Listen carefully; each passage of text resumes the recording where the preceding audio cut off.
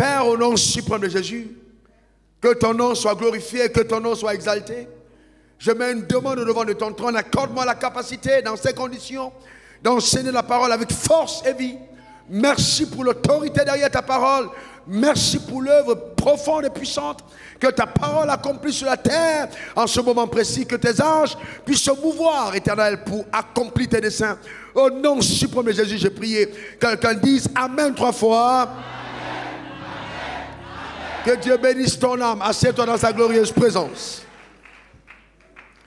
Eh bien, nous sommes avec le thème le conseil de Dieu par rapport à ta destinée. Donc, par rapport à ma destinée, si tu l'écris dans tes notes. Et donc, nous avons dit dès le départ qu'il y a un plan qui est rattaché à ta vie. Et la Bible est très claire. À propos, Jérémie 29, verset 11, je connais les desseins que j'ai formés sur toi, comme Dieu dit à Jérémie. Les projets qu'il a formés, les projets de paix et non de malheur, pour te donner un avenir et avoir l'espérance. Donc, c'est clair que nous avons un avenir en Dieu. Et c'est la raison pour laquelle Dieu veut qu'on ait une espérance en lui. Et non ailleurs. Et que nous ne plaçons pas notre espérance sur quoi que ce soit d'autre que Dieu, Dieu seul. Et nous avons entendu, Dieu nous dit le premier jour, que nous devons nous attendre au ministère des anges en notre faveur. Et donc ça veut dire qu'il y a intrusion du surnaturel pour permettre à ta vie justement de réaliser, de manifester sur terre ce que le dessein de Dieu a arrêté à ton égard. Et donc Dieu nous a dit hier, et ça c'était très fort et pour moi-même, je n'ai pas l'intention de changer les plans que j'ai faits pour ta vie. Il dit je n'ai pas l'intention. Donc ça veut dire que le dessein et le plan qu'il a arrêté, il dit il n'a pas l'intention de le changer. Et donc s'il n'a pas l'intention de le changer, il ne permettra pas à l'ennemi d'arrêter les plans qu'il a pour ta vie. Allons-y dans 2 Corinthiens 5, verset 17. 2 Corinthiens 5, verset 17 à 20. Il est écrit, si quelqu'un est en Christ. Je peux voir la main de quelqu'un qui croit qu'il est en Christ. Eh bien, si quelqu'un est en Christ, il est une nouvelle créature. Les choses anciennes sont passées. Voici, toutes choses sont devenues nouvelles. Au verset 18, il est écrit, et tout cela vient de Dieu, qui nous a réconciliés avec lui par Christ et qui nous a donné le ministère de la réconciliation. Car Dieu était en Christ réconciliant le monde avec lui-même en n'imputant point aux hommes leurs offenses. Et il a mis en nous la parole de la réconciliation. Verset 20, nous faisons donc office ou fonction d'ambassadeur pour Christ. Comme si Dieu exhortait par nous, nous vous en supplions, au nom du Seigneur Jésus-Christ, soyez réconciliés avec Dieu. Verset 21, celui qui n'a point commis de péché, il a fait devenir péché pour nous, afin que nous devenions en lui justice de Dieu. Donc il est important pour nous en tant que nouvelle création de comprendre justement l'importance de la rédemption. Nous avons été rachetés, dit j'ai été racheté. Encore j'ai été racheté. Et donc ça veut dire que tout droit légal de l'enfer contre ta vie par le sacrifice de Christ à la croix a été totalement ôté. Dis encore amen. Et Dieu nous a dit hier que la puissance qu'il a mis à la puissance de Satan n'est pas à même de pouvoir détruire la nouvelle création. C'est-à-dire que la puissance qui est à la nouvelle création est au-dessus de celle que Satan possède. Et donc Satan ne peut pas détruire la nouvelle création. Je prophétise sur ta vie que Satan ne te détruira pas au nom suprême de Jésus. Donne-moi le meilleur des amens. Mais pourquoi est-ce que, justement, je t'annonce le message de foi? C'est afin que tu crois et que toi-même tu dises de ta bouche, Satan ne me détruira pas. Encore. Encore. Alors Satan a une arme fatale, c'est-à-dire subtile. C'est qu'il a tendance à te ramener ton passé. Il a tendance à te faire croire que ce que tu étais a toujours de l'impact sur ce que tu es. C'est pas vrai. La Bible dit, si quelqu'un est en Christ, il est une nouvelle créature. Donc Jésus est mort à la croix afin que, justement, le péché d'Adam ne te soit plus imputable. Dis encore amen. Colossiens 2, verset 14 à 15, qu'est-ce qu'il a fait? La Bible dit, Colossiens 2, 14, 15, il a effacé l'acte dont les ordonnances nous condamnaient. et qui subsistait contre nous, il a détruit en le clouant à la croix. Il a dépouillé les dominations et les autorités. Il les a livrées publiquement en spectacle en triomphant d'elles par la croix. Donc Satan, voyez-vous, n'a aucun droit légal sur ta vie. Mets ta main sur ta tête et déclare-le. Satan, tu n'as aucun droit légal sur ma vie. Encore. Voilà, Dieu, vous voyez, Jésus a dépouillé les autorités et les dominations. Et j'ai promis, il y a 2 jours, expliquer ce que ça veut dire. Quand on dit que Satan a été dépouillé, ça ne veut pas dire que Satan n'est plus puissant. Satan est toujours puissant. Mais il a perdu le droit légal de t'atteindre. Donc en fait, il n'y a plus d'argument juridique qui permet à Satan de t'atteindre. N'oublie pas qu'on a dit au serpent, d'accord, tu mangeras la poussière tous les jours de la vie. Mais toi, tu n'es plus la poussière. Tu n'es plus la poussière. Tu ne fais plus partie des aliments que Satan peut consommer. Parce que Jésus t'a racheté. Donne-moi le meilleur des amens. Dis encore amen. Vous devez atteindre la dimension spirituelle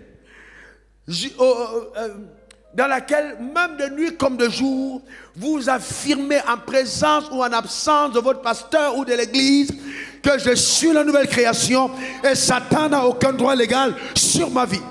Vous devez atteindre cette dimension. Il a perdu le droit légal. Il a perdu le droit légal. Parce que la Bible dit, dans 2 Corinthiens 5, verset 21, celui qui n'a point connu le péché, il l'a fait devenir péché pour nous, afin que nous devenions en lui justice de Dieu. Dis, je suis la justice de Dieu. Encore, déclare-le. En fait, justifier veut dire, tu es comme si tu n'as jamais commis de péché. Donc quand Dieu te regarde, après ta nouvelle naissance, c'est comme si tu n'as jamais commis de péché. Voyez comment vous êtes silencieux? Certains d'entre vous vous dites peut-être que c'était vrai pour le pasteur Wafo, ce n'est pas vrai pour moi. Dis, je suis justifié. Donc, vous voyez, justifié, c'est l'acte par lequel Dieu a choisi de déclarer les hommes justes. Amen. Dieu a choisi de te déclarer juste. Et la justice de Dieu, écoutez bien attentivement, ce n'est pas ce que nous devenons, mais c'est ce que nous sommes. Dis, je suis juste. Encore, je suis juste. Ça veut dire que ta pratique de la justice, ce n'est pas ce qui te rend juste. Tu es devenu juste parce que tu as cru en Jésus. Ce n'est pas en obéissant à la parole que tu deviens juste. Tu es juste parce que tu es devenu un enfant de Dieu. Il t'a justifié. C'est ce que tu es. Dis, je suis juste. Encore, je suis juste. Et ce qu'il y a d'intéressant, c'est que quels que soient les efforts d'un singe à s'habiller comme un homme ou à faire comme un homme, il ne deviendra jamais un homme parce qu'il est un singe. Et quels que soient les efforts d'un homme à essayer de plaire à Dieu, en venant à l'église, en donnant sa dîme, en chantant et en dansant, il ne sera jamais justifié s'il n'a pas reçu Jésus dans sa vie comme étant son Seigneur et son Sauveur personnel. C'est par la nouvelle naissance que nous sommes justifiés. Nous devenons enfants de Dieu. Alléluia. Et la Bible dit, c'est comme si tu n'avais jamais commis de péché. Donc ta justice devant Dieu est une position que tu as. C'est une position. C'est une position. C'est pourquoi à toi il est donné le libre accès auprès de Dieu. C'est une position. Quand tu lèves ta main vers le ciel, Dieu te regarde pas comme un homme, mais comme un fils. C'est une position. La justice te confère des privilèges. Quelqu'un dit encore privilège. Encore privilège. À ceux qui l'ont reçu, à ceux qui ont cru en son nom, il leur a donné le pouvoir de devenir enfants de Dieu. Dis, je suis enfant de Dieu. Déclare-le encore. Et c'est parce que justement tu l'es devenu que Dieu dépend de toi pour accomplir ce qu'il veut accomplir. Je prophétise sur ta vie que tous les schémas mensongers de l'enfer, l'agenda de Satan contre ta vie n'arrivera pas au nom suprême de Jésus. Donne-moi le meilleur des amens. Dis encore amen. Frères et sœurs, quand Quand on relâche des paroles sous une onction pareille, tu ferais mieux de dire Amen parce que ça va vraiment t'aider. Je me rappelle ce jeune homme au Bénin, quand je relâchais une parole en disant que Dieu va raccourcir le temps d'effort. Et je relâchais la parole. Il est venu se jeter devant l'autel, saisi par l'onction. Il a commencé à prier. Un an plus tard, il était devenu un grand propriétaire terrien. L'accélération divine avait été sa portion.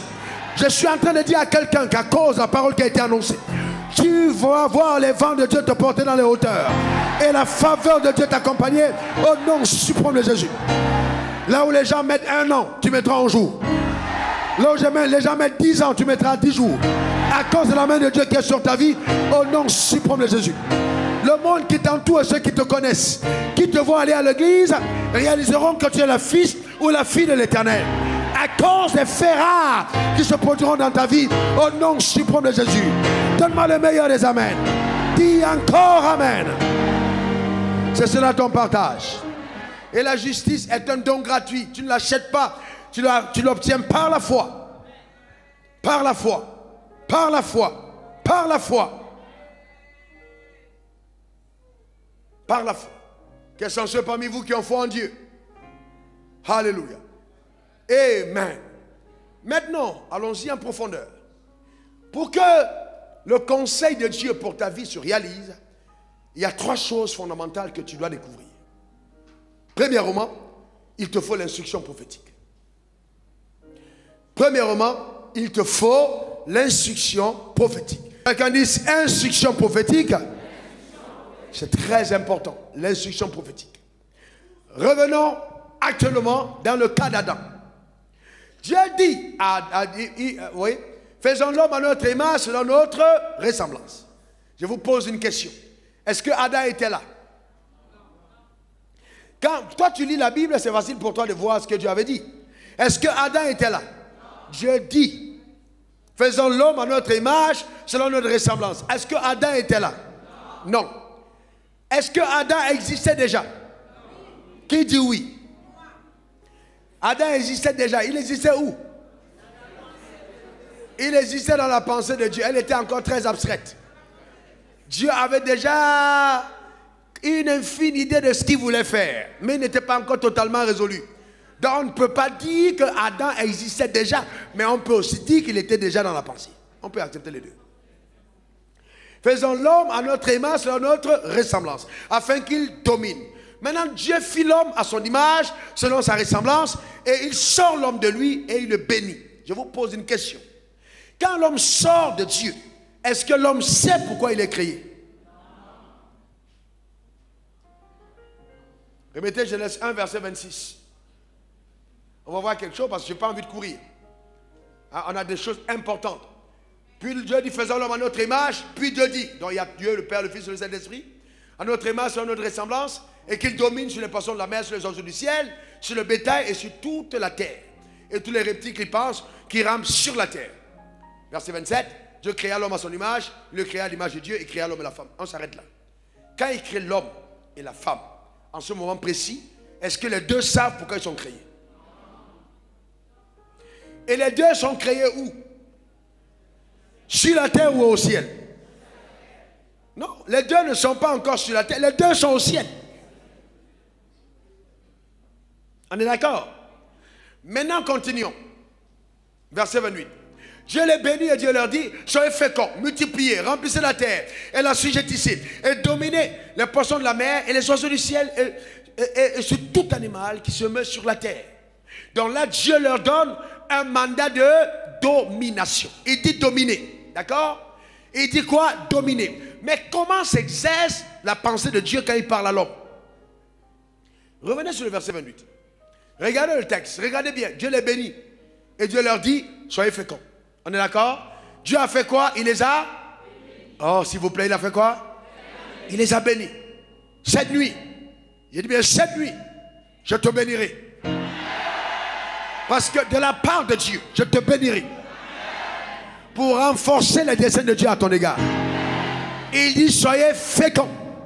Multipliez, remplissez la terre et la sujettissez. Et dominez sur les poissons de la mer. Maintenant, allons-y au verset 31. Pour que quelqu'un comprenne. Verset 31. Dieu vit tout ce qu'il avait fait et voici cela était très bon. Il y eut un soir et il y eut un matin, ce fut le 6e jour. Quand il a terminé, toi tu étais où? On dit Dieu créa l'homme et la femme. Et puis il a parlé à l'homme et la femme. Il dit soyez féconds, multipliez, remplissez, dominez. Maintenant on dit il vit tout ce qu'il avait fait, voilà cela était très bon. Mais entre temps, est-ce que toi tu avais déjà été fait?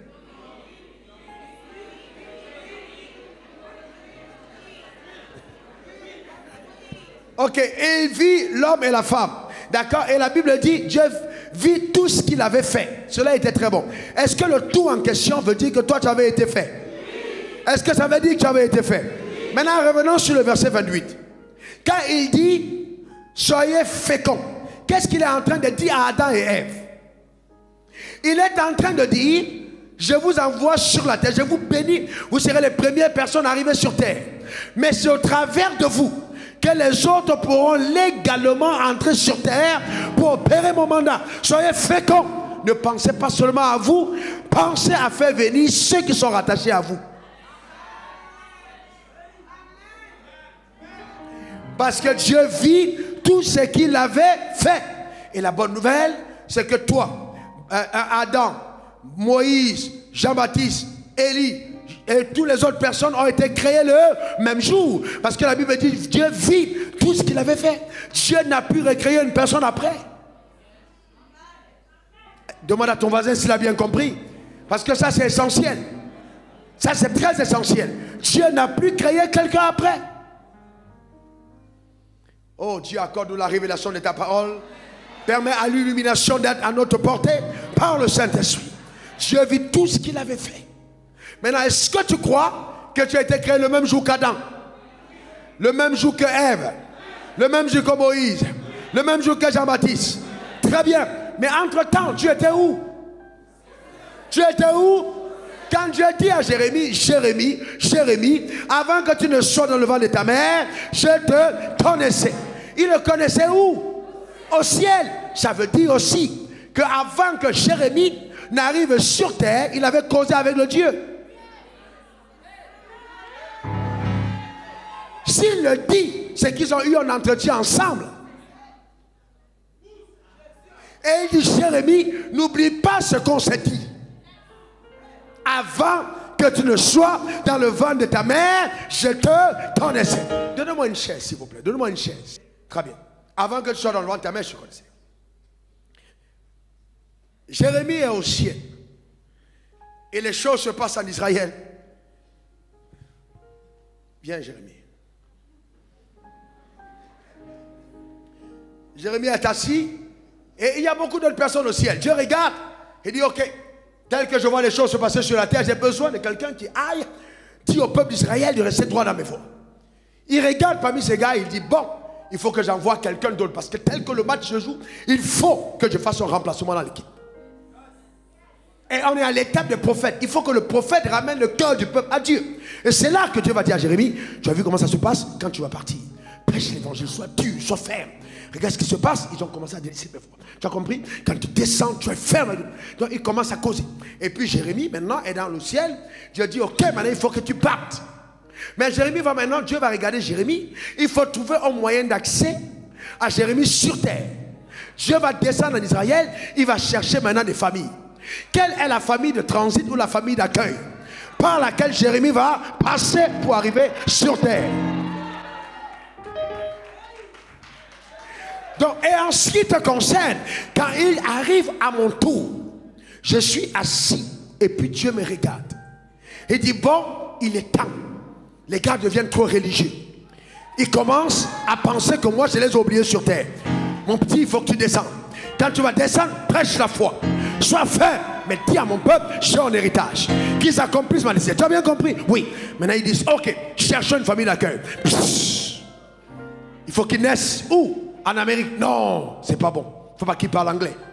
Parce que pendant longtemps, les francophones ont pensé que l'ancien est anglophone. Il faut qu'on trouve quelqu'un qui vienne montrer que Dieu... Moi, je ne suis pas seulement le Dieu des anglophones. Donc, on zappe l'Afrique, on met maintenant Afrique centrale. On regarde, on dit Côte d'Ivoire, on dit non. Non, pas bon, parce qu'il va être là-bas en mission, mais cachez-le ailleurs. On cherche... Tchad, non, pas Tchad, non. Non, il faut qu'il y ait un peuple qui soit un peu similaire comme les Ivoiriens. Pourquoi il arrive comme ça, ils se comprennent bien. Cameroun, ah oui, Cameroun. Maintenant, on dit, ok, il faut trouver une famille au Cameroun. Et c'est là qu'on commence à chercher. On commence à chercher, on commence à chercher. On dit, mettez-le dans cette famille. Et c'est là où maintenant, mon père et ma mère sont ensemble, ils ne comprennent rien de ce qui se passe. Et parmi les spermatozoïdes, la chose se joue dans la nuit, je descends dans le ventre de ma mère. Parce que derrière le conseil de Dieu a résolu que je dois venir sur terre. Je suis en train de dire à quelqu'un que ce qui a lieu pour Jérémie, ce qui a lieu pour moi, a lieu pour toi. Le conseil de Dieu a arrêté quelque chose. Donne-moi le meilleur des amens. Dis encore amen.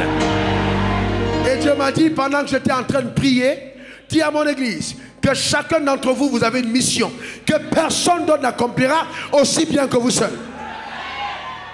Tu n'as pas compris. Il y a une mission rattachée à ta vie que personne sur cette terre ne fera aussi bien que toi. Personne. Ce n'est pas un lion qui allait donner naissance à Abel. Ce n'est pas une guénon qui allait donner naissance à Caïn. C'était Adam et Ève. Et il y a un mandat rattaché à ta vie. Tu es né pour quelque chose. Le diable ne te déteste pas à cause de ton visage, à cause de ta mère ou de ton père. Il a peur de ce que tu incarnes. Il a peur de ce qui est à toi. Il le sait, ce que tu as à l'intérieur. Il le sait. Il y a un plan rattaché à ta vie. Il y a un plan divin. Il y a un plan divin. Il y a un plan divin. Il y a un plan divin. Il y a un plan divin. Il y a un plan divin. Il y a un plan divin. Il y a un plan divin. Il y a un plan divin. Il y a un plan divin. Il y a un plan. Il y a un plan divin. Il y a un plan de Dieu.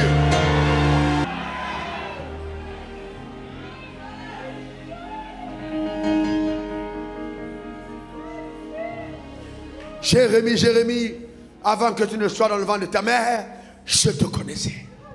Est-ce qu'il ne vous est pas souvent arrivé, même quand vous marchez en route, d'avoir l'impression d'avoir déjà vécu une scène? Est-ce qu'il ne vous est pas arrivé souvent quand vous lisez la Bible, vous avez l'impression qu'on vous a déjà dit ça? En fait, Dieu vous a parlé avant que vous ne lisiez la Bible. Dieu vous a connu avant que vous n'entrez au sein de votre mère. Dieu vous connaît bien, il vous connaît bien. Maintenant, quand tu es né dans ta famille, on a des crises économiques, on a dit noir, on a dit tu ne peux pas réussir. Alors que Dieu a choisi la meilleure des couleurs de peau pour te faire réussir. Il a choisi la meilleure famille pour que tu réussisses. N'aie aucun complexe, n'aie aucun complexe, n'aie aucun complexe, n'aie aucun complexe. Toutes choses concourent pour le bien de ceux qui aiment Dieu et qui sont appelés selon ses desseins. N'aie aucun complexe. Ta mère est un avantage. Ton père est un avantage. La pauvreté de ta famille est un avantage. Ta faiblesse apparente est un avantage. Dieu l'a voulu ainsi.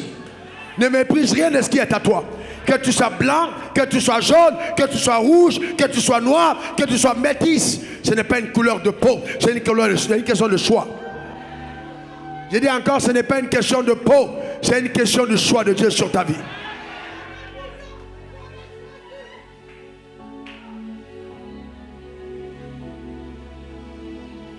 Et vous voyez, aujourd'hui on enseigne la parole et les gens ne comprennent pas jusqu'où Dieu est intelligent et sage. Je suis en train de te dire, écoute-moi bien, pendant que je parle, je te vois ouvert devant Dieu. Ces choses arriveront. Ces choses arriveront. Ces choses arriveront. Le jour approche où tu seras toi-même une surprise pour toi. Le jour approche où le monde va découvrir les fruits que tu portes parce que ta saison est proche. Le jour approche où Dieu te révèle à ta génération. Ce jour approche, le jour de Dieu. Le conseil de Dieu à ton égard a parlé. Donne-moi le meilleur des amens. Dis encore amen. Et Dieu ne peut pas avoir arrêté un plan, arrêté un projet rattaché à ta vie et penser que le diable va l'arrêter. Impossible. Impossible. N'abandonne pas ta foi. Dis c'est impossible. Encore impossible. Et c'est pourquoi la Bible dit dans Hébreux 11 verset 6, sans la foi, il est impossible de lui être agréable. Il faut que celui qui s'approche de Dieu croit que Dieu existe. Et qu'il est le rémunérateur de ceux qui le cherchent.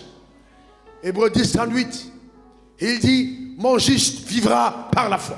Est-ce que je me vois la main de quelqu'un qui est juste devant Dieu? Il dit, mon juste vivra par la foi. Donc quand Dieu t'a racheté, ce qu'il attend de toi, c'est que tu vives par la foi. Donne-moi ton meilleur amen. Les réalités autour de toi sont souvent mensongères. Il n'y a que la vérité qui est éternelle. La réalité est mensongère.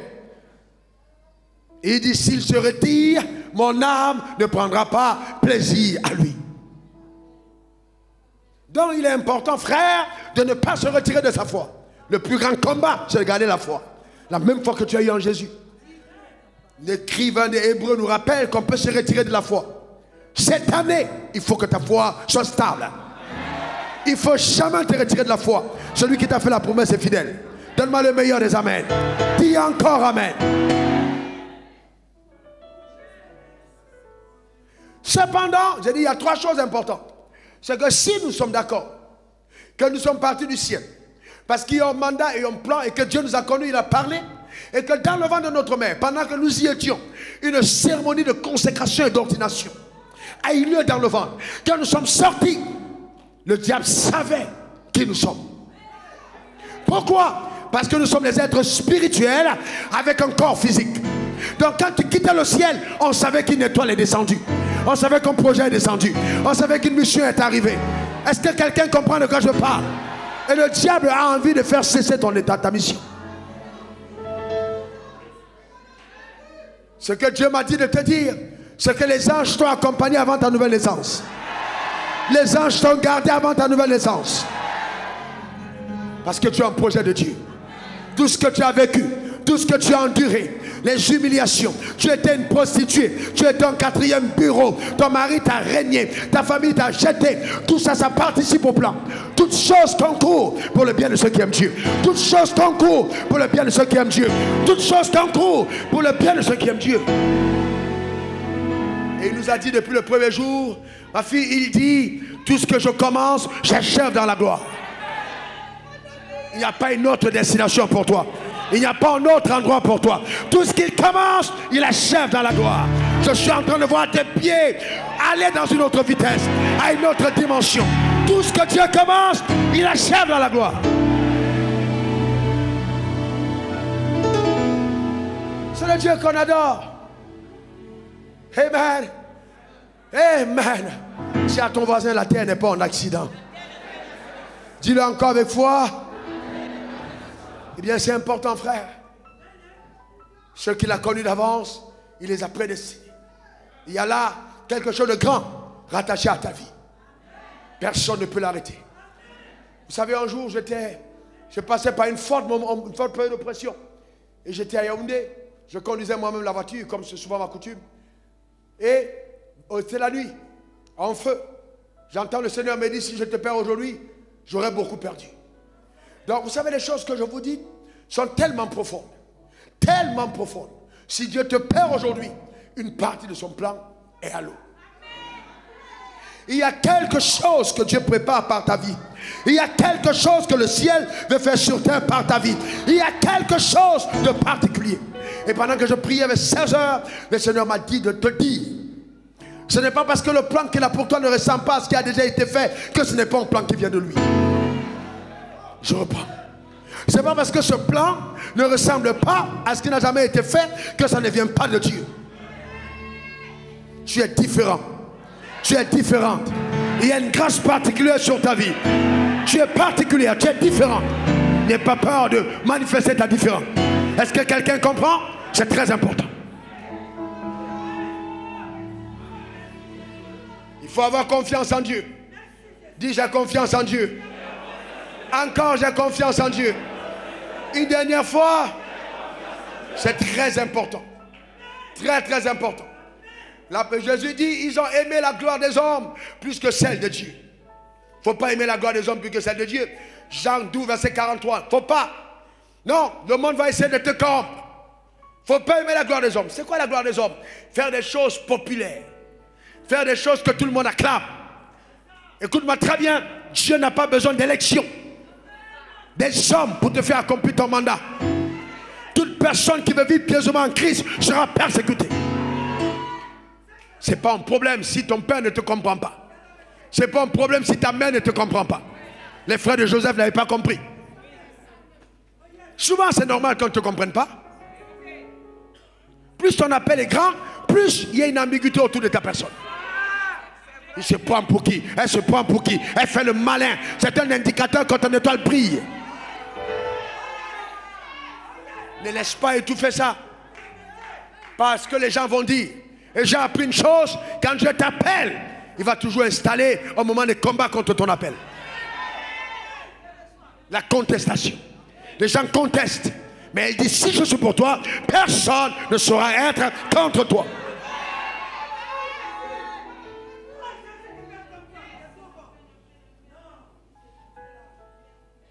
Personne. Et quel drame que tu puisses mourir sans avoir accompli ce mandat. Quel drame. Le plus grand échec, c'est ça.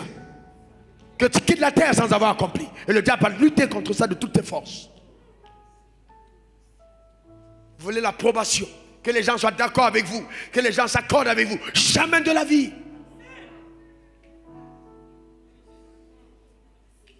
Ton empreinte, même si tu es jumeau, ne ressemble pas à celui de ton frère. Il y a toujours une différence. C'est bien d'être comme Wafo, mais à un certain moment, il faut que toi-même on te voit. Il ne faut pas mourir photocopie de quelqu'un d'autre. Que l'appel de quelqu'un ne détruise pas ton appel. Parce que tu as une particularité en Dieu. Donne-moi le meilleur des amens. Dis encore amen. Mais personne ne peut être spécialiste sans avoir été généraliste. Avant d'être spécialiste, soyez d'abord généraliste. Quand vous êtes généraliste, vous faites comme votre père. Et après, Dieu vous amène dans votre spécialité.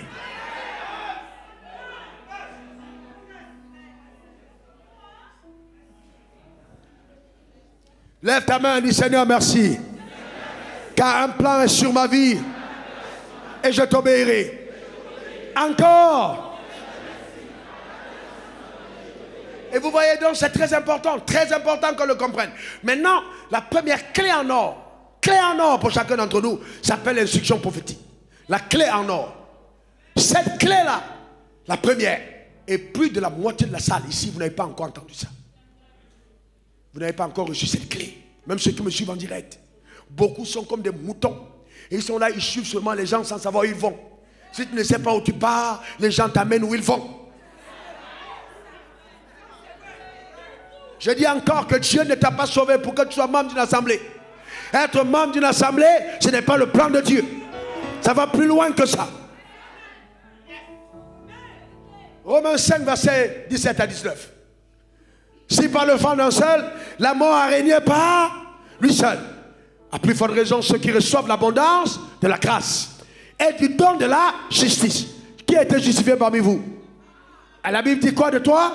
Un de toi? Ils régneront dans la vie par... Mais dis-le comme si tu... Dis-le, ils feront quoi? Encore une dernière fois? Est-ce qu'on a dit ils régneront à l'église? Non. C'est bien d'aller à l'église. J'ai été un fidèle studieux à l'église quand j'avais votre place. Très fidèle. Mais l'église n'est pas l'endroit du règne. Aucun portable ne reste attaché à la charge toute la journée. Aucun portable, aucun portable. Vous ne prenez pas le portable à la charge toute la journée. Toujours en charge. Donne-moi ton portable. Toujours en charge. Il y a des chrétiens qui sont des portables en charge permanente. À la fin, tu abîmes la batterie. Parce qu'il y a surcharge de charge. Tous les jours, tu notes dans ton bic, révélation sur révélation, révélation sur révélation. Oh, il a prêché ce que je connaissais. Il a déjà dit ça hier. Combien as-tu mis en pratique de ce que tu as reçu? Ah, pasteur, tu as bien prêché, hein, j'aime. Mais il fallait que tu prêches comme ça. Qu'est-ce que tu as mis en pratique? As-tu pratiqué un seul conseil? Portable en charge. Tu prends un iPhone 10 et tu le charges toute la journée. Comment est-ce que tu vas écouter quand on t'appelle? Certains d'entre vous disent, oh, le portable était en charge, je n'ai pas eu l'appel. Parce que tu es toujours en charge.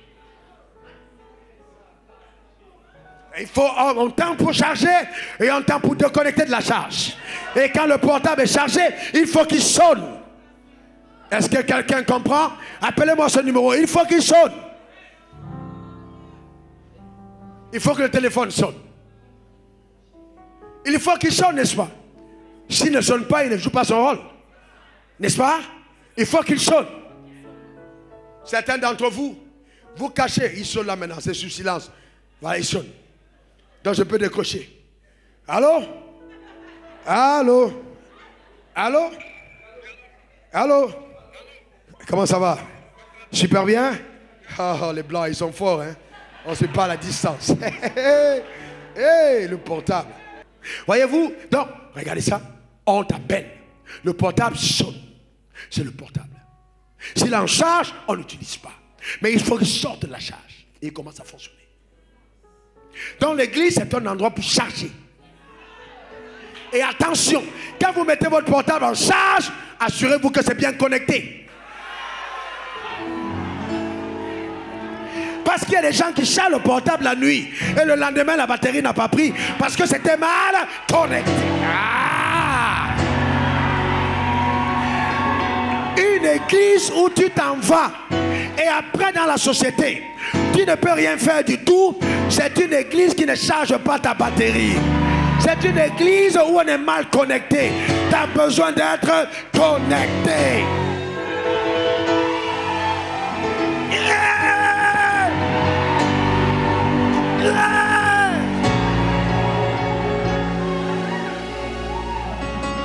Et le vrai problème, c'est que tu es comme un iPhone 11. Je vais t'expliquer pourquoi. Tu peux appeler. Ça, c'est les fonctions communes. Maintenant, il y a la capacité de faire des photos. Tu peux faire des vidéos. Tu peux avoir des notes. Tu peux faire même des scanners. Et souvent, beaucoup de personnes ont des grands portables, mais ils utilisent très peu. Ce n'est pas parce que tu appelles comme tout le monde que c'est tout ce que tu peux faire. Ce n'est pas parce que tu chantes comme tout le monde que c'est tout ce que tu peux faire. Ce n'est pas parce que tu pries comme tout le monde que c'est tout ce que tu peux faire. Ça, c'est le début de tout ce que les croyants vont devoir faire. Mais après, il y a quelque chose d'autre qui est rattaché à toi et qui fait ta personne. C'est dans cette dimension que tu dois partir. Touche ton ventre, dis j'enfante. J'ai dit encore, touche-le, dis j'enfante. Que tous les projets rattachés à ta vie prennent naissance au nom suprême de Jésus. Donne-moi ton meilleur amen. Dis encore amen. Donc la clé numéro 1, c'est la capacité, frères et sœurs, d'écouter Dieu. L'instruction prophétique. L'instruction prophétique. L'instruction prophétique. Je peux écouter la Bible, je peux écouter un pasteur, mais je n'écoute pas le Saint-Esprit. L'instruction prophétique. Et quand je dis instruction prophétique, c'est une instruction qui est rattachée à toi et non à Jérémie. C'est une instruction qui est rattachée à toi et non à Abraham. C'est une instruction qui est rattachée à toi et non à Wafo. À Abraham, il a dit quitte ton pays. À Jérémie, il a dit des racines et plantes. Mais à toi, qu'est-ce qu'il a dit? À toi, qu'est-ce qu'il a dit? Toute personne qui est née de nouveau, sans écouter l'instruction prophétique, sa nouvelle descente devient une nullité prophétique. C'est-à-dire, elle n'est pas profitable au royaume des cieux. Imaginez un seul moment, et ça je vous dis, un seul moment, que... Viens. Tiens, viens. Imaginez un seul moment, que Adam est dans le jardin. Et puis, il n'entend pas Dieu lui dire ce que Dieu lui a dit. Je te bénis, ça fait comme, multiplie, assujetti et domine. S'il n'entend pas ça, il va se balader, il va peut-être manger, mais il va mourir avant son heure. Parce que rien ne soutient sa vie. Ce qui soutenait la vie d'Adam dans le jardin était la parole, l'instruction prophétique qu'il a entendue. Aussi longtemps que l'instruction lui a été donnée, tout coopère avec lui. Parce qu'on lui a parlé.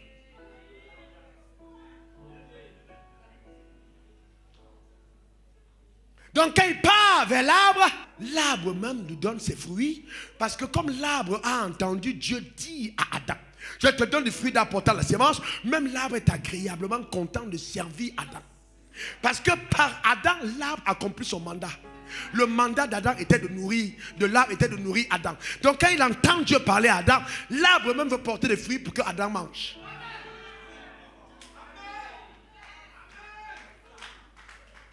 Pourquoi? Parce que même l'arbre a écouté une parole de Dieu. L'arbre a été créé par Dieu, pour servir Dieu. Voyez-vous? Vous comprenez ça? Vous comprenez ça? Ça veut dire la même chose pour Pierre. Quand Jésus arrive au pied de Pierre, il ne dit pas suis-moi seulement. Il dit, je ferai de toi un pécheur d'homme. Instruction prophétique. Je ferai de toi un. À partir de cet instant, il avait annulé toute capacité de pêche de poissons. Dès qu'il a dit pécheur d'homme, les poissons ont compris donc qu'à Pierre n'a plus le droit d'être sur les eaux. C'est pour ça que quand il est revenu sur les eaux, les poissons ont fui. Vous dites, mais on a dit que tu seras pécheur d'homme. Le problème, c'est que beaucoup d'entre vous, le mariage te fuit, les affaires te fuient, le travail te fuit, tout te fuit. Pas parce que Dieu n'est... Vous voyez, c'est même pas le diable qui te combat, c'est que la nature a entendu que tu n'es pas dans le plan. Pierre va se débattre, Pierre va jeter tout. Ah oui, rien. Et le matin, le Seigneur Jésus vient au rivage, il dit, tu crois que moi je blague ou quoi? Je t'ai appelé, tu veux contester? Oh Pierre, Pierre, je t'ai filé sur la droite. Pierre dit quoi? Professionnel de pêche.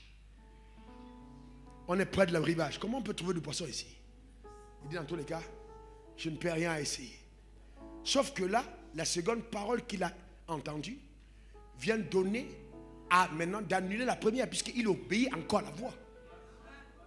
Et là, quand il jette des filets, les poissons, certains d'entre eux n'étaient pas là, mais ont été créés par la parole qui a été relâchée. Le problème, c'est que certains d'entre vous, vous attendez les choses qui existent pour pouvoir entrer dans votre destinée. Alors que Dieu dit que tout ce que tu demanderas au Père en ton nom, il te le donnera afin que ta joie soit parfaite. C'est-à-dire, il est capable de te donner ce qui n'existe pas. En fait, ce n'est pas que ça n'existe pas. Mais en fait, dans ton périmètre, tu n'as pas encore vu. Mais ta requête amènera cela à l'existence. Tu es malheureux si tu regardes seulement les hommes en disant, je ne trouve pas un homme qui me convient à l'église. En fait, Dieu ne trouve pas une femme qui convient à ses plans. C'est pour ça que tu vois pas.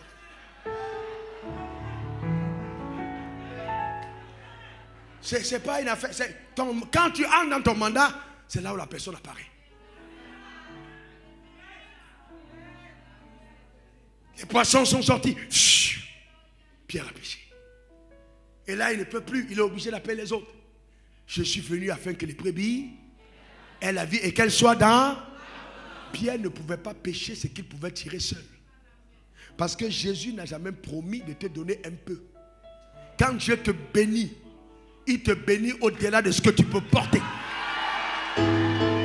Ta manière de dire Amen m'embête.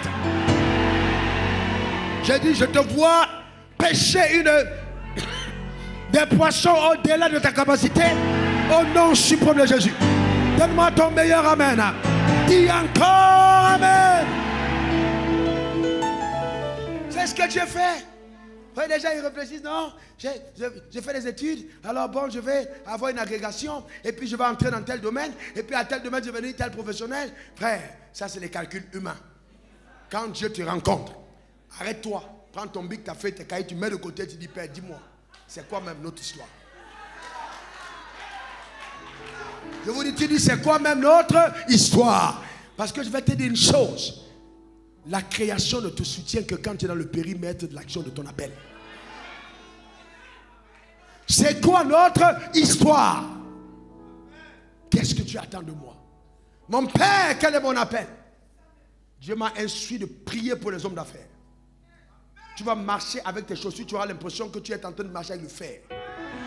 Mais vous savez, les hommes d'affaires, je n'ai pas dit ceux qui veulent avoir l'argent charnel. Parce qu'il ne faut pas être maudit. Pour ceux que Dieu a appelés à gagner l'argent. Pas pour les charnels égoïstes. Qui sont juste là pour avoir l'argent pour eux-mêmes. Je parle de ceux qui ont mandat. Vous voyez, les amens ont baissé. Et c'est bon ici. Est-ce que quelqu'un comprend de quoi je parle? Donc, quelqu'un dit instruction prophétique. Quelqu'un dit instruction prophétique. Que tu l'entends. Maintenant, quelqu'un me dira, mais pasteur, je ne l'ai pas entendu. Mais crie, pleure. Dis, Dieu, je veux t'entendre. Le problème, c'est quoi? C'est que beaucoup disent, Dieu m'a dit, Dieu m'a dit, Dieu m'a dit. Et il ne t'a rien dit par rapport à ta vie. Il est toujours en train de te parler des voisins. Dieu m'a montré, j'ai eu un songe, j'ai vu telle soeur, j'ai vu. Dis à Dieu, ne me montre plus la vie des gens. Montre-moi ma propre vie. Montre-moi le rêve en ce qui me concerne. Quand Dieu m'a montré, quand Dieu m'a parlé, j'ai dit, John, j'ai une révélation sur toi, frère. Toi, tu es où toi-même? Et tu passes ton temps à avoir les révélations sur les autres. Il faut avoir une révélation sur ta propre destinée. Ça fait 10 ans que tu as l'église, tu n'as jamais progressé. Même les maisons en plan de ta maison sont en train de tomber. C'est toi qui as les rêves sur les autres. Il faut rêver pour toi-même. À un certain moment, il faut réorienter son antenne parabolique spirituelle pour ne pas capter les chaînes qui n'ont rien à voir avec ta destinée. Commence à connecter ça directement pour dire, Seigneur, parle-moi de moi. Quand Joseph a rêvé, il n'a pas rêvé de ses frères. Il a rêvé d'abord pour lui et il a vu ses frères. Il a rêvé pour lui et il a vu ses frères dans le rêve. Quels sont les rêves où tu es toujours absent? Qui te parle? Qui t'a montré ce songe-là? Instruction prophétique. Quelqu'un dit instruction prophétique. Encore instruction prophétique. Et donc c'est important. C'est important, frère. Il faut faire attention. Il y a carrière et il y a carrière. Il y a la carrière des hommes et il y a la carrière de Dieu. Ceux qui marchent dans la carrière de Dieu, ils sont environnés d'une nuée de témoins, c'est-à-dire, ils portent le relais de la destinée. Alors je vous parle, Abraham me regarde.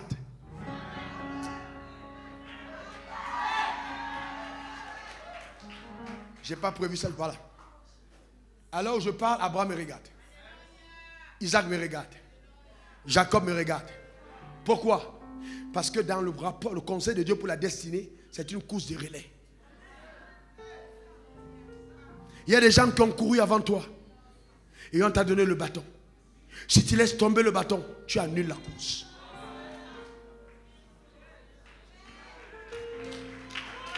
Si tu annules le bâton, tu laisses tomber le bâton, tu annules la course et tu vas disqualifier toute l'équipe.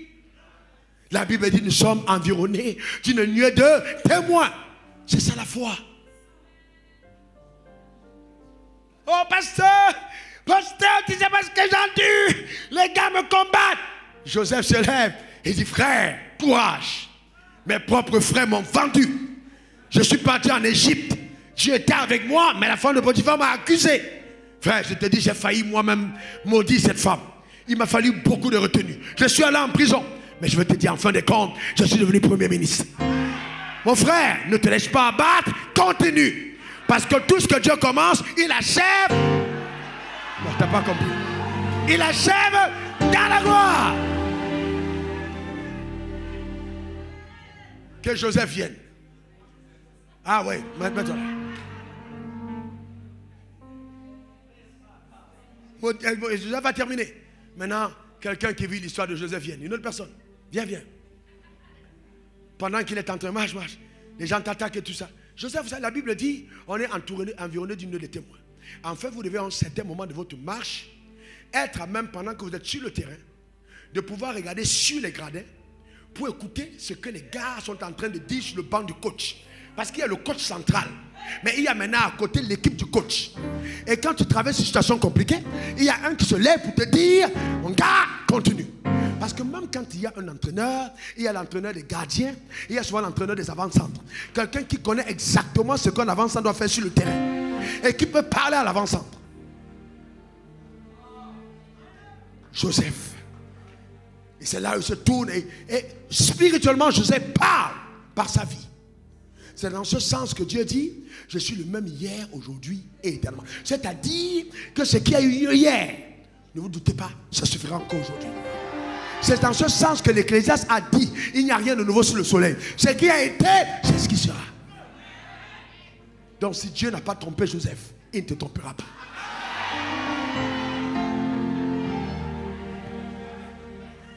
Maintenant, ça peut être Sarah. Viens. Ça peut être Sarah. Maintenant, il faut une autre Sarah. Viens. Ouais, viens, mets-toi de ce côté. Et puis, Sarah est avec les gradins. Et puis, elle est en bas. Elle commence à se plaindre. Vraiment, ça fait depuis là. J'attends que Dieu me donne un enfant. J'ai 3 années de mariage, 4 ans. Et puis, Sarah rit. Elle dit, jeune fille, ne t'inquiète pas. Continue ta marche. Tu sais, moi, la ménopause même est arrivée. Quand la ménopause est arrivée, c'est là où on joue comme ça. Abraham vient me dire que Dieu a décidé, les vieux me nous rendre visite. Moi, j'ai commencé à rire, ma petite. J'ai ri. Mais le mois qui a suivi, la façon dont l'érection d'Abraham a commencé à monter, je suis tombé enceinte. C'est elle qui donne des conseils maintenant à la jeune fille. Et là maintenant, pendant qu'elle est abattue sur les gradins du match, pendant qu'elle joue le match de sa destinée, Sarah l'encourage. Sarah lui parle. Sarah lui dit, par la foi, tiens ferme. J'ai déjà vécu ça avant toi. Tiens ferme. Est-ce que quelqu'un comprend de quoi je parle? Tiens ferme. Il y a toujours quelqu'un sur la terre, dans la nouvelle alliance, qui a vécu ton histoire dans l'ancienne alliance. Il y a toujours quelqu'un. Est-ce que quelqu'un comprend ça? Est-ce que quelqu'un comprend ça?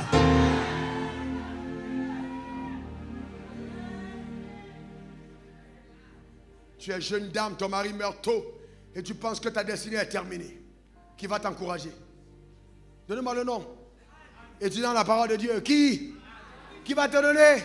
Ruth va te dire, ne t'inquiète pas. Il ne faut pas seulement commencer à dire que non, la belle-mère, elle est foutue. Non, parce que l'ancienne belle-mère peut devenir la conseillère pour t'introduire dans une nouvelle famille. Il faut écouter les conseils des anciens qui ont couru avant vous, qui sont déjà là sur les gradins et qui regardent la course. Et il n'y a rien de nouveau sous le soleil. Quand je te parle, frère, obéis à Dieu. Quand je te parle, quand cela semble compliqué, retrouve le personnage historique, biblique et fético, c'est-à-dire dans le domaine de la foi, pour t'amener à avoir un regard ciblé sur Christ par la personne. Parce qu'il y a des figures qui incarnent Christ. Il y a des figures qui incarnent Christ. Si vous ne comprenez pas ça, vous pensez que l'Église a commencé en 2020. C'est un mensonge. C'est un mensonge. Nous sommes dans une course de relais. Dans une course de relais. Dans une course de relais. Il y a des gens qui ont commencé avant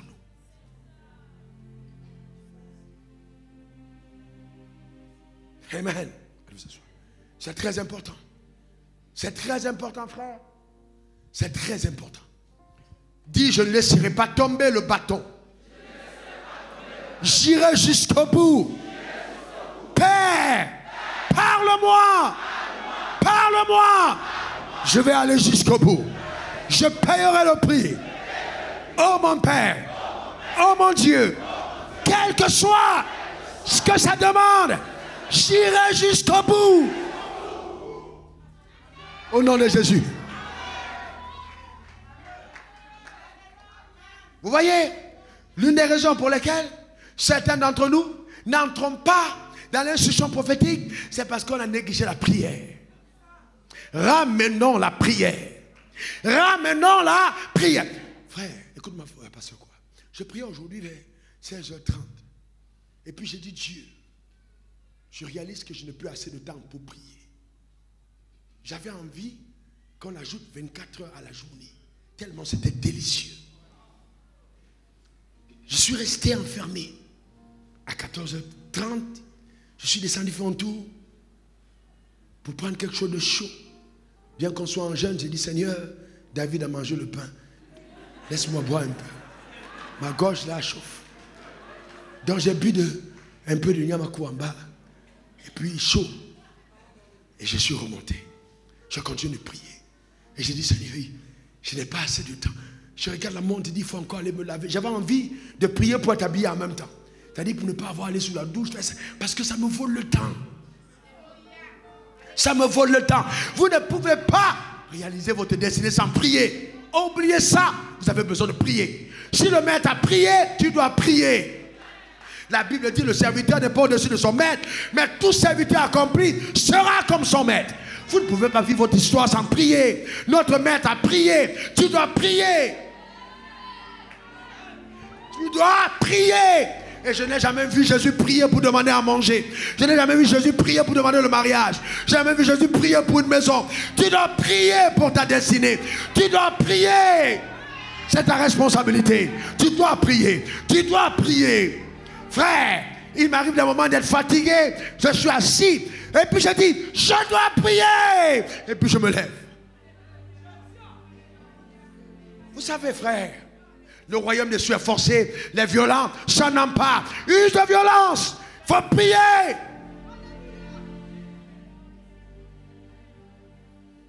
On est devenu trop charnel. Tu pries 30 minutes, tu penses que tu as prié. Oh Seigneur, bénis mon voyage. Au nom suprême de Jésus. Ce n'est pas suffisant. Ce matin-là, je voulais que tu sauves quelqu'un de ta famille. Tu es né de nouveau. Tous tes frères meurent par accident. Meurent empoisonnés. C'est ta responsabilité. Parce que tu ne pries pas. Tu es là, oui, je suis la tête et dans la queue. Je suis béni. Le diable est en train de tuer ta famille. Tu ne pries pas. Le diable va t'entendre prier. Oh Seigneur, s'il te plaît, c'est la fin du mois. Est-ce que tu peux m'envoyer l'argent? Oh Père, il y a des choses pour lesquelles tu ne prieras plus jamais. Quand tu auras découvert la raison pour laquelle tu es sur terre. En fait, je vais te dire une chose, les choses en question vont commencer elles-mêmes à demander la permission pour venir à ta rencontre. Parce que la Bible dit, la création soupire après la révélation des fils de Dieu. Oh frère, que Dieu te donne de comprendre ça. Que Dieu te le donne. Personne d'entre nous n'est pauvre. Personne d'entre nous n'est pauvre. Personne n'est pauvre. Le drame, c'est qu'on a beaucoup de personnes cupides et désobéissantes à Dieu. Personne n'est pauvre. Pasteur, écoutez-moi. Vous n'avez pas besoin de micmac. Vendre des mouchoirs, vendre ceci, vendre cela pour l'argent. Si l'or et l'argent appartiennent à Dieu, vous le croyez, servez-le. Vous allez voir. Vous allez voir. Servez-le. Pas besoin de tricher, pas besoin de camoufler, pas besoin d'entrer gauche-droite. Serve-le. Tu es vieux. Même une maison, tu n'as pas acheté. Et tu es là, tu continues dans les mêmes micmacs. Répands-toi. Embrasse les voies du Seigneur. Serve-le. À quel âge tu vas commencer à être sérieux avec Dieu? Tu as passé plus de 40 ans, tu es là, et puis tu tournes en rond. Ou alors tu as 15 ans, tu penses que tu es trop jeune. Jésus avait 12 ans, il a commencé le ministère. Parce que le ministère n'a pas commencé par prêcher, il a commencé par apprendre. Prends ta vie au sérieux.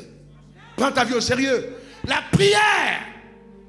La prière, frère, la prière. La prière. Vous voulez que je vous dise la vérité? C'est la prière. Tout ce que vous voyez, c'est la prière. La prière faite avec confiance. Je règle le problème dans la prière. Vous ne m'entendrez jamais. Oh oui, on m'a critiqué, on a fait ci. Jamais. Je fais ma bouche, car je sais une chose, ceux qu'il a appelés, il les a justifiés. Ce n'est pas de mon rôle de me justifier. Si le Rédempteur est vivant, il me justifiera. Vous perdez trop de temps à essayer de poser aux gens des questions. Qu'est-ce qu'ils pensent de vous? Qu'est-ce qu'ils disent de vous? Qu'est-ce qu'ils font ici? Allez demander à Jésus. Il a fallu une révélation à ses disciples pour qu'ils disent la vérité à son sujet. Même vous qui m'entourez. Si on ouvre vos cœurs pour qu'on dise ce que vous voyez de moi. Ce n'est pas ce que vous me voyez comme Dieu veut que vous me voyez. Je ne serai pas la première personne. Pierre a eu besoin du Saint-Esprit pour savoir qui était son maître. Frères et sœurs, la marche avec Dieu doit être plus profonde. Quand la prière. Dans quelqu'un dit prière. Quelqu'un dit prière. Demandez à ma femme, demandez à Bénédicte, demandez au gars qui m'entoure. Quand je vois quelqu'un qui va trahir, je sais. Ça, il dit à ma femme, il dit, ouais, mais toi aussi, vraiment, pourquoi? Ça, c'était avant. Hein? J'ai dit, ah, je te dis, je ne sens pas le gars. Elle me dit, chérie, j'ai dit, je ne sens pas ce gars. J'ai dit, ok, observons. Quelques temps plus tard, ça, ce n'est pas le Nollywood, ça, c'est le Divinewood. Quelques jours plus tard, le gars se réveille. Oh, et si, j'ai dit, je t'avais dit. Une fois, deux fois, trois. Maintenant, quand je commence à dire, ah, toi, avec tes yeux de prophète, là, quand tu dis là, je respecte. C'est quoi? C'est la prière. Vous devez être une personne qui prie. La prière. Comment ne pouvez-vous pas faire 15 minutes dans la prière? Certains d'entre vous, je vois vos yeux, je sais que vous ne priez pas. Vous mettez les colis pour que ce soit blanc, mais je vois, ça ne brille pas. Vous ne priez pas. Il faut prier. Il faut prier. Et quand vous priez, priez pour le règne de Dieu. Priez pour sa volonté. Priez pour ça. Vous dites à Dieu, Seigneur, s'il faut que je perde tout, jamais le but pour lequel je suis créé. Priez pour ça. Consacrez-vous pour la raison pour laquelle vous existez. Priez pour ça.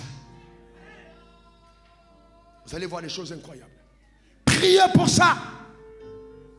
Ne soyez pas charnel.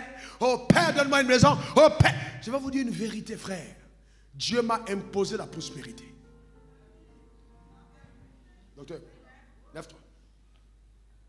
Toi, tu étais avec moi. On a fait la même école biblique, j'étais avant vous. Je suis venu après. Est-ce qu'à l'école biblique, on a été? Les choses que j'enseigne, c'est ce qu'on enseigne ici. C'est ce qu'on enseigne parce que j'enseigne. Dieu m'a imposé cette manière de voir. Pourquoi? Parce que je cherchais ses voies. Je voulais faire sa volonté. Je n'ai jamais été un serviteur de Dieu qui a dit, oh oui, je vais être riche. Jamais de la vie, jamais. Jusqu'à ce que Dieu me rende visite en Sierra Leone. Et il me dit, fils, va enseigner sur le sang de la prospérité. Je dis, quoi? Prospérité? Jamais. C'est Dieu même qui m'a enseigné. Il me dit, mais tu dis que Romains 3, verset 23 est vrai, n'est-ce pas? Oui. Tous sont péchés, trouver la gloire de Dieu. Oui. Mais si j'ai enlevé le péché, pourquoi vous continuez de croire que la gloire aussi ne doit pas revenir? C'est là où ça a changé dans ma tête. En fait, quand j'enseigne dessus, c'est tellement naturel. J'en ai eu 8 visitations. C'est tellement naturel parce que ce sont des choses auxquelles je ne croyais pas. Dieu m'a révélé, j'ai commencé à voir se faire. Donc quand je l'enseigne, je déplace la vie. En fait, je suis un hôtel ambulant qui est là juste pour relâcher les grâces de cette dimension. Est-ce que quelqu'un comprend de quoi je parle? C'est par Dieu. Mais écoutez-moi, voici ma femme. Ah, très bien. Jamais, jamais de la vie. Elle m'entend dire pour prier, pour dire, Seigneur, on a besoin de ça. Jamais. Quand j'appelle les finances pour le travail. Et jamais, s'il faut mettre encore 50 millions demain pour le matériel, je vais signer un chèque, je dis, faites-le. Si l'église n'a pas d'argent, j'ai l'argent. Dieu n'est pas pauvre. Et tu n'es pas pauvre, et je ne suis pas pauvre. Donne-moi le meilleur des amens. Dis encore amen. Frères et sœurs, j'ai été résolu dans mon âme que personne ne se moquera de mon Dieu. Personne. On dit fais le malin. Je fais le malin en Christ. Ce n'est pas je porte une chaussure pour qu'on me voie. Non. J'ai eu la révélation profonde de Dieu. Je suis son serviteur. Il y a une dignité qui est rattachée à ma personne à cause de l'appel. Vous devez aller à la dimension de connaître Dieu pour ce pourquoi vous devez exister sur terre. L'instruction prophétique, la prière. Prier. On dit jeûne, tu es là. Frères et sœurs, jeûner est un style de vie pour moi. Si je mange normalement une semaine, vous allez voir les jours vont sortir.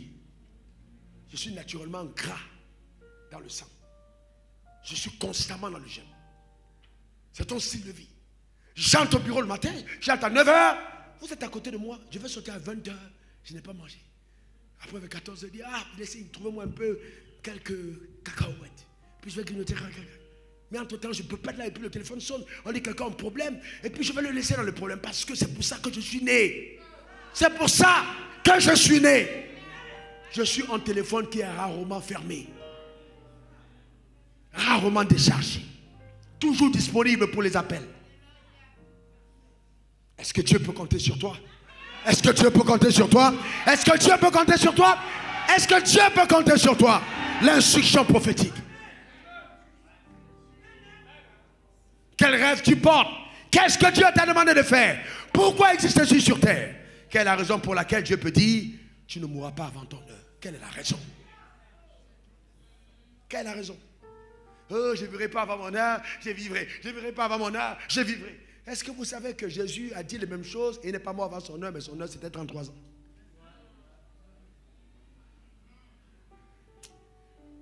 C'est peut-être pour l'année dans 2024, c'est ça? Ou bien tu es prêt?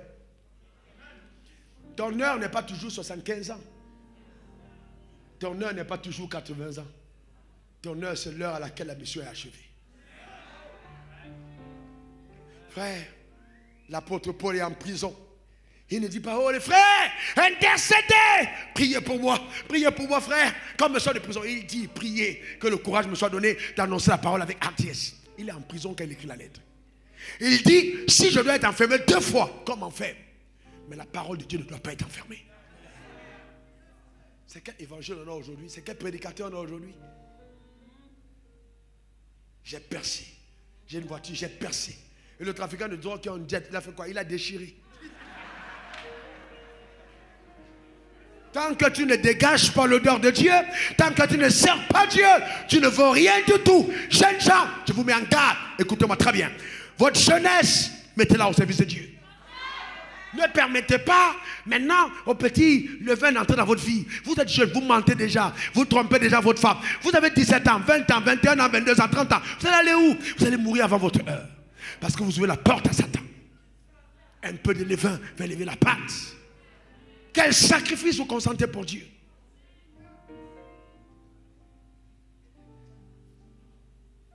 Maintenant, tout le monde fait la même chose, tout le monde fait la même chose. Pourquoi vous ne copiez pas les modèles de sacrifice? Toi, tu es tout le monde? Quel est ton nom?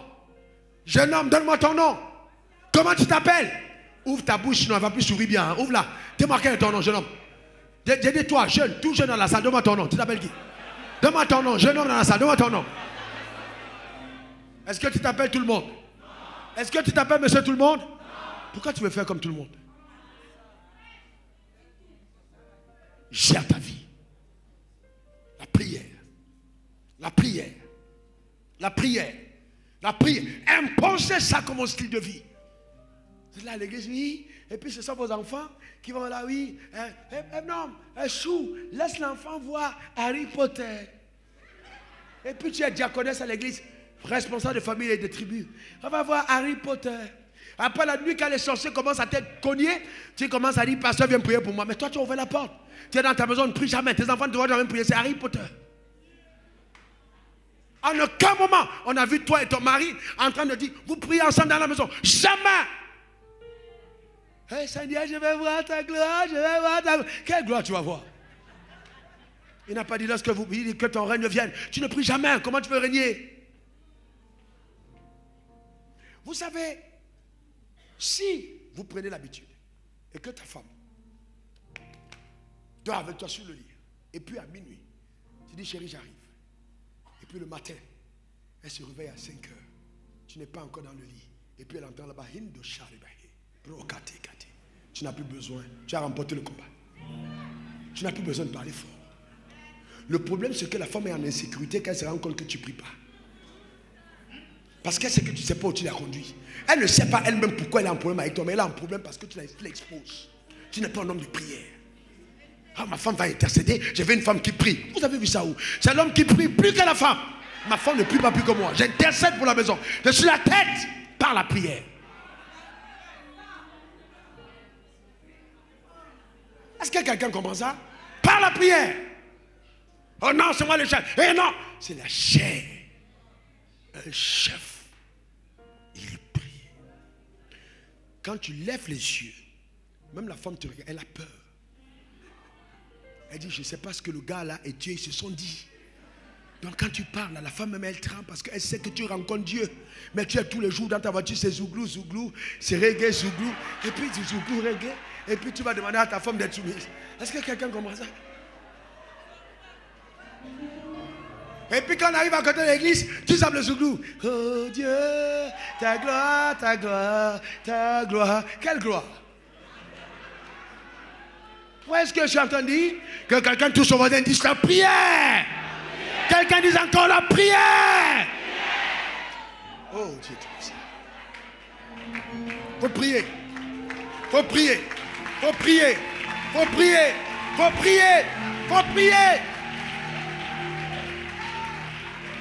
En fait, priez jusqu'à ce que vous commencez à aimer prier. Voilà le secret. Priez jusqu'à ce que vous commencez à aimer prier. Vous ne pouvez jamais atteindre cette dimension sans prier. Comment on apprend à prier, c'est en priant. Comment on aime la prière, c'est en priant. Comment on fait pour ne plus aimer la prière, c'est en ne priant pas. Donc qu'est-ce qu'il faut faire? Prier. 1 Thessaloniciens verset 17, prier sans cesse. La prière. Vous m'entendez dire? Il était 16h15, il était 16h43, il était 4h25, il était 2h du matin, il était 1h du matin, il était 5h30, il était 11h15. À quel endroit Dieu m'a parlé? Comment ça se passe? La prière. Frère, la prière. La prière. Et on esprit à l'aide. La prière. Et votre prière, votre vie de prière sera embellie par votre connaissance de la parole de Dieu. dans les embouteillages, il m'arrive souvent, je ne vous demande pas de faire ça, d'ouvrir mon portable et de jeter rapidement le regard sur ces versets bibliques. Parce que quand vous priez, vous aimez la parole.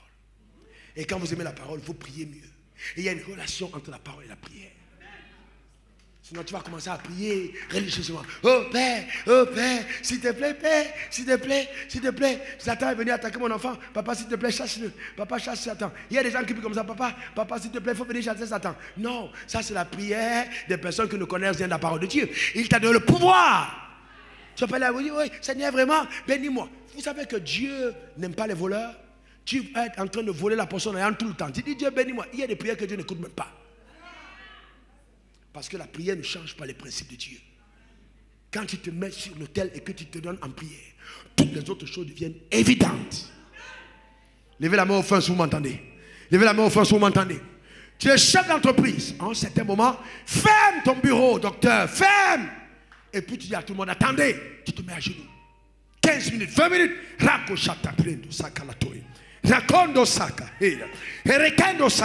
as besoin de directives, tu as besoin d'orientation, tu as besoin de sagesse, tu as besoin que Dieu te conduise. Priez. Oh non, pasteur, je suis trop occupé. C'est la raison pour laquelle tu dois beaucoup prier. Quand vous êtes trop occupé, la prière donne à votre travail de devenir facile.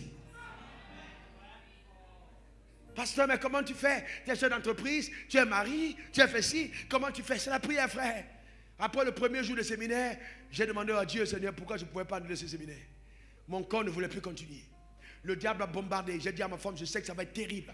Parce que la pression que j'ai dans ce séminaire, je n'ai jamais eu. J'ai dit, je vais prier. Je me suis mis à genoux. C'est la prière, frère. La prière. Je sais ce qui va se passer demain. Dieu m'a déjà dit de te oindre. Il m'a parlé clairement. Tu vas voir de tes yeux. Donne-moi le meilleur des amens. Dis encore amen.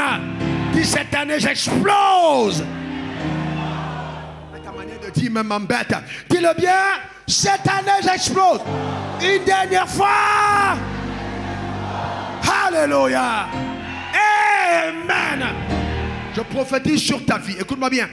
À la fin de 2020, tu n'auras aucun regret. Tu n'as pas compris ce que j'ai dit. J'ai dit à la fin de 2020, tu n'auras aucun regret. Tout ce que le ciel avait réservé pour toi, tu l'accompliras cette année au nom suprême de Jésus. Pendant que je parle, la main d'en haut, le ciel est ouvert sur ta vie. Le ciel est ouvert sur ta vie. Tu ne manqueras jamais de rien.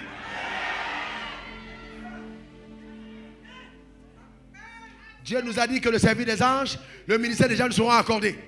Alors au son de ma voix, demandant à Dieu, par la grâce qui est mienne, en fait, Dieu va te donner, pendant les 7 jours qui arrivent, d'expérimenter la faveur de l'autel. J'ai dit bien la faveur de cet autel, la faveur de cet autel, la faveur de cet autel. Reçois cela au nom suprême de Jésus. Au nom suprême de Jésus. Dis encore amen. Dis encore amen.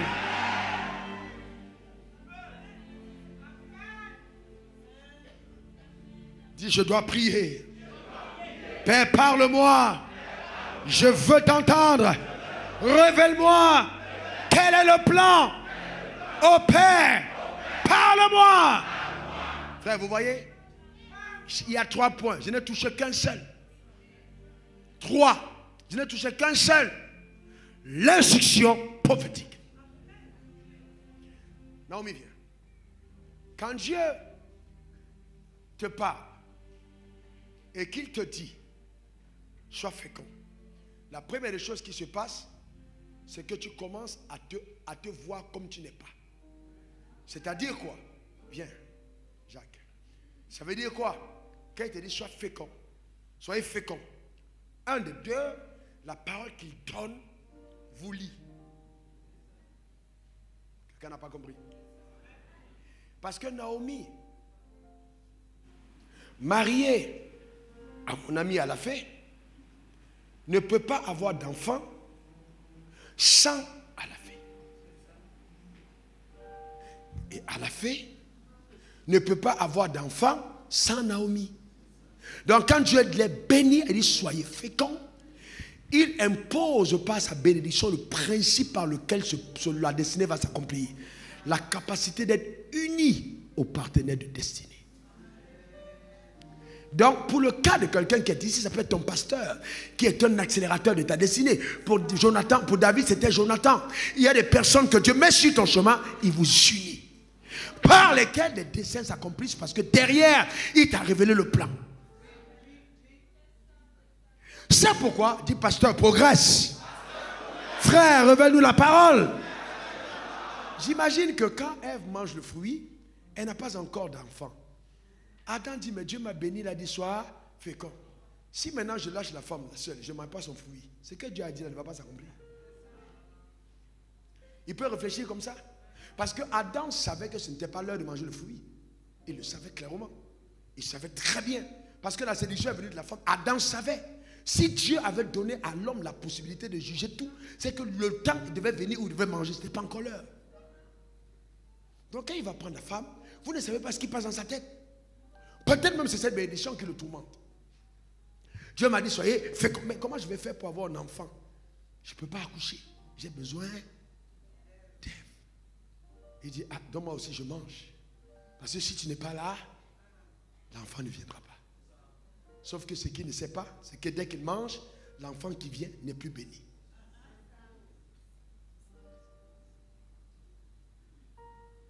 Il y a des gens dans la vie, quand vous avez compris ce pourquoi Dieu vous a appelé, vous ne les quittez plus. Quel que soit ce qui arrive, mon pied, ton pied, qu'est-ce que Ruth a dit? Ton Dieu sera mon Dieu. C'est ce qu'on appelle facilitateur de destinée. Oh, pasteur, je ne comprends pas, vraiment, c'est la façon dont tu as fait. Je parle de l'église. C'est moi qui t'ai appelé. Vous avez déjà vu Élisée? Élie dit à Élie, reste. Il dit, Élisée, pas. Élie dit quoi? Non, je serai avec. Il a chassé 3 fois. Élisée est resté.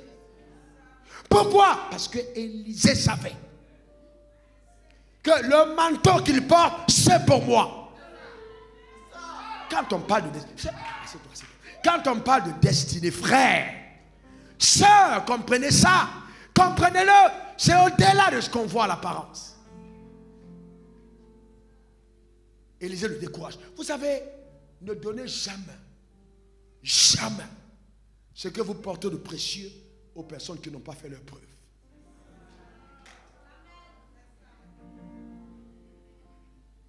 Il y a des gens, quelqu'un peut venir me voir et puis je lui donne 500 millions. Et puis, il fuit.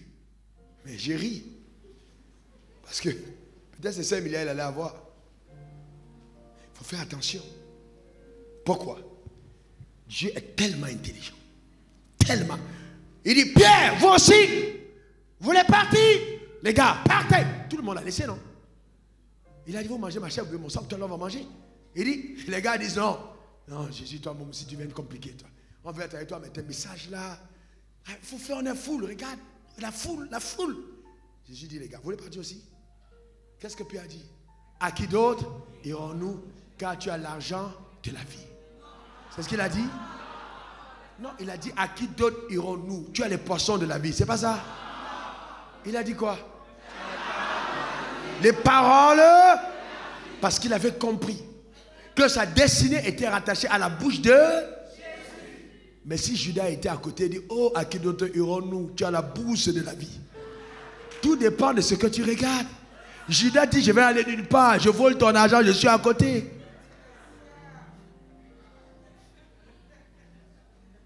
Est-ce que quelqu'un comprend de quoi je parle? Mais il est mort avant. Parce que Judas était là. Ils sont restés. Il faut faire attention.